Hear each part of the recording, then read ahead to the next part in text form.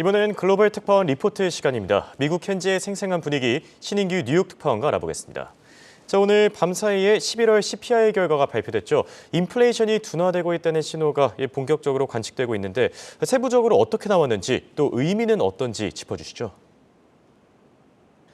네, 11월 CPI 상승률은 전년 대비 7.1%였습니다.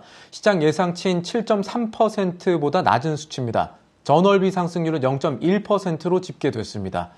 전체 물가의 32% 이상을 차지하는 주거비와 함께 채소와 과일 등 일부 음식료 부문이 상승했지만 낮아진 에너지 가격과 중고차 가격 그리고 미국 물가의 7% 정도를 차지하는 의료 서비스 부분의 물가 하락세가 물가 상승분을 상쇄하면서 미국의 인플레이션이 점점 정점을 찍고 낮아지고 있다는 믿음이 시장에 커지고 있습니다. 항공료나 호텔비 등을 포함한 여행 관련 물가가 낮아졌다는 점은 한편으로 경기에 대해 생각해 볼 만한 부분을 던질 수가 있겠지만 큰 틀에서 오늘 CPI는 시장의 걱정보다는 안도를 주는 숫자들로 채워져 있습니다.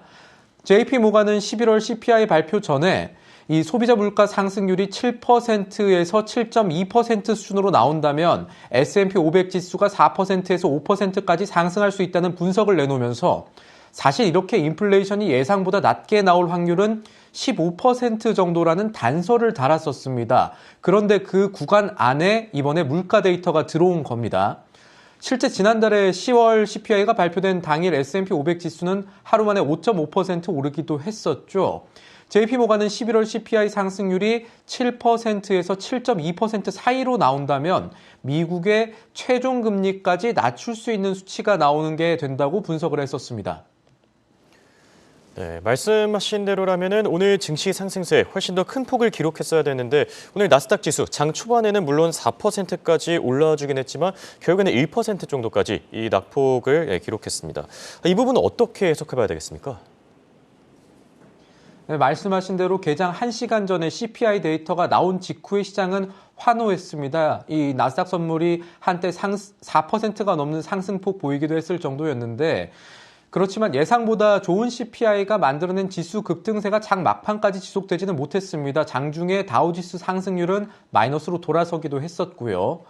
이에 관련해서 우선 인플레이션이 완전히 잡히기 위해서는 시장이 확인해야 할 것들이 더 남아있다는 분석이 있겠습니다. 뉴버거 범원의 홀리 뉴먼 크로프트 선임 고문 같은 경우가 오늘 매체 인터뷰에서 기대 이상의 수치가 나온 것은 맞다면서도 서비스 인플레이션과 임금의 인플레이션이 낮아지고 있다는 신호가 더 필요하다라고 말한 부분을 참고할 수가 있겠고요. 이것보다 더 본질적인 것은 내일 있을 FOMC 기준금리를 결정하는 자리에서 연준이 어떤 발언을 내놓을지 시장이 우려하고 있다는 점일 겁니다.